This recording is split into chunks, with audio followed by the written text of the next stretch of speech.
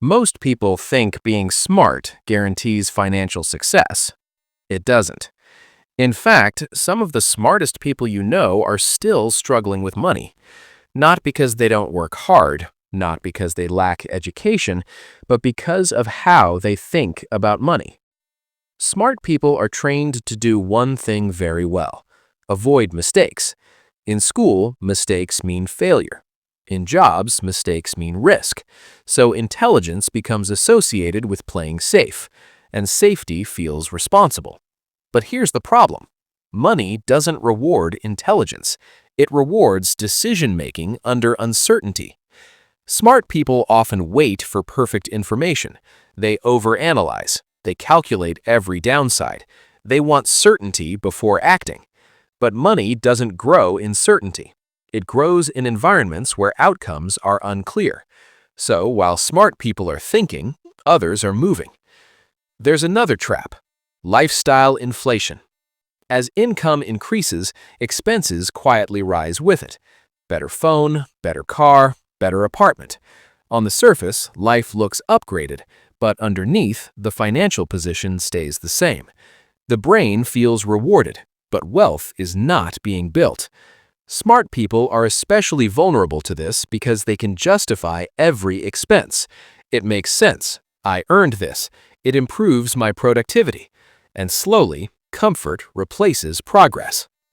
Then comes identity. Many smart people see themselves as, "I'm good at my job." So they invest all their energy into earning, not into owning. They trade time for money very efficiently, but they never escape the trade.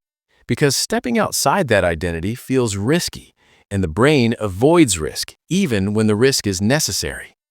Another uncomfortable truth: smart people often grow up being praised for intelligence, not resilience. So when something doesn't work, it feels personal. Failure becomes a threat to identity. That's why many smart people avoid investments they don't fully understand, businesses they can't control, opportunities where failure is visible. But wealth requires repeated exposure to small failures, not brilliance. So what actually changes the outcome? Not motivation, not working harder, but a mental shift from "I need to be right" to "I need to learn," from "how do I avoid loss" to "how do I design upside." Wealth is built by people who can stay calm while being uncertain. Here's the most important line: smart people stay broke when intelligence is used to protect comfort instead of building leverage.